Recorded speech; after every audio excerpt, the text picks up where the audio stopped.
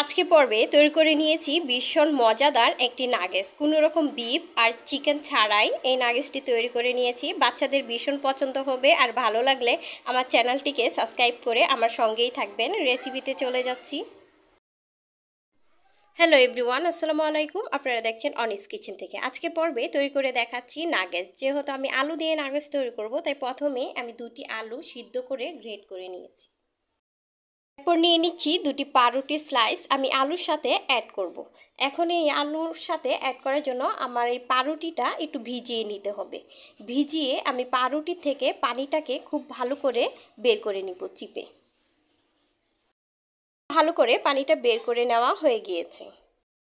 আলুর সাথে আমি পাউরুটিগুলো দিয়ে দিচ্ছি।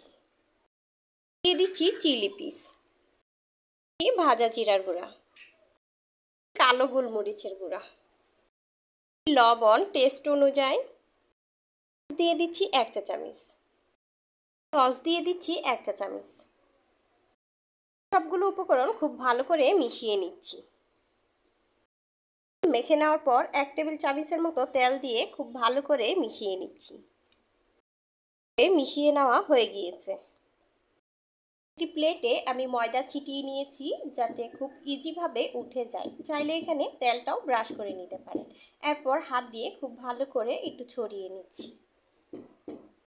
এটা শেপ করে নিয়েছি। এরপরে আমি ছুরির সাহায্যে এটিকে পিস পিস করে কেটে নিচ্ছি। উঠিয়ে নিচ্ছি।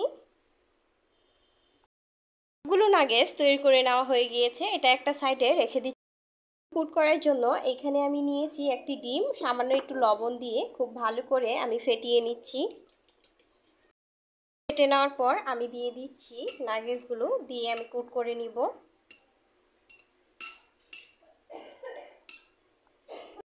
এখান থেকে উঠিয়ে নাগেটসটাকে আমি ব্রেড গামের সাথে কুট করে নিব। চেপে দিলে খুব ভালো করে লেগে যাবে। এতো আমার হয়ে গিয়েছে একটা। আমি সবগুলো এভাবে করেই তৈরি করে নিব। নাগেটস তৈরি করে নেওয়া হয়ে গিয়েছে। নাগেটসগুলো ভাজির জন্য তেলটাকে গরম করে নিয়েছি। এরপরে গরম তেলের উপরে একে একে করে আমি নাগেটসগুলো ছেড়ে দিচ্ছি।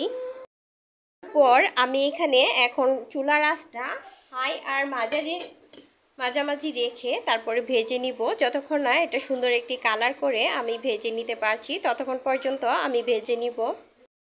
করে আমি নাগেটসগুলোকে ভেজে নিয়েছি।